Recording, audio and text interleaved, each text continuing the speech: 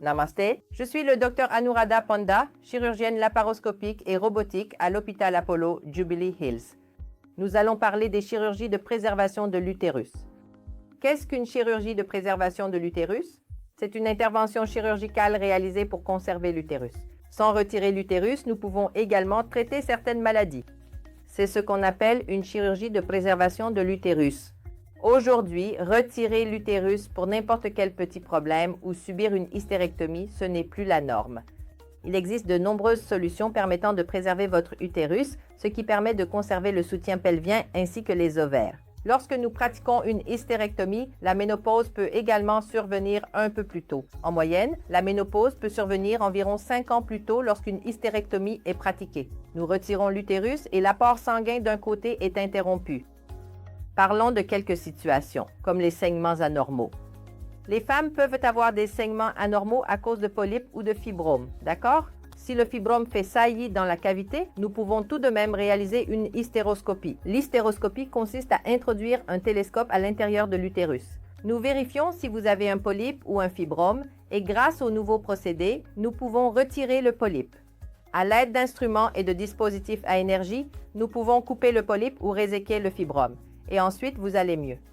Et s'il n'y a rien à l'intérieur, que c'est simplement un problème hormonal, alors nous pouvons poser un DU au lévonorgestrel, un dispositif intra-utérin.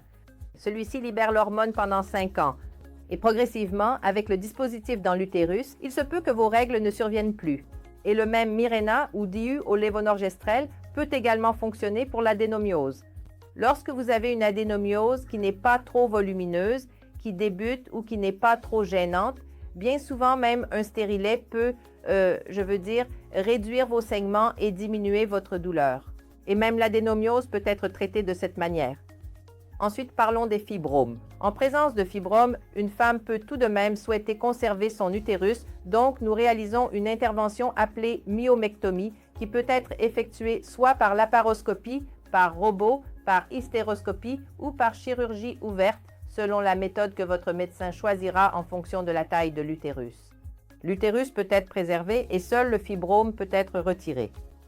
Et, de la même manière, lorsqu'il y a un prolapsus, quelque chose qui sort, l'utérus peut toujours être replacé grâce à une réparation.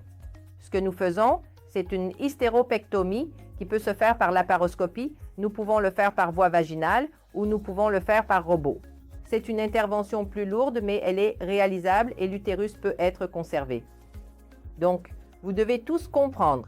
Et lorsque vous avez un kyste ovarien avec de l'endométriose, cela peut également être traité par laparoscopie ou de façon robotisée. Et l'utérus peut encore être préservé avec certains médicaments ou en posant un dispositif intra-utérin. Donc, il faut comprendre, car des personnes viennent demander « Je veux qu'on m'enlève l'utérus ». Ce n'est pas parce qu'une famille est complète qu'il faut retirer l'organe. Donc, il y a beaucoup d'avantages à conserver l'utérus, que ce soit pour la fonction sexuelle, la fonction ovarienne et aussi pour l'anatomie pelvienne. Tout est préservé.